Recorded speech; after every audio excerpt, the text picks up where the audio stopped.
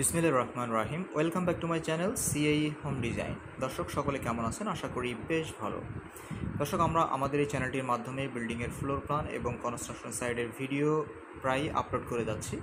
যারা এ ধরনের ভিডিও পেতে চান চ্যানেলটি অবশ্যই সাবস্ক্রাইব করবেন। আপনারা দেখতে পাচ্ছেন যে আমাদের 36 ফিট লম্বা আর এপাশে প্রস্থের মেজারমেন্ট হচ্ছে 31 ফিট। এই জায়গার উপরে আমরা 4 বেডরুমের একটা বাড়ির ডিজাইন তৈরি করেছি।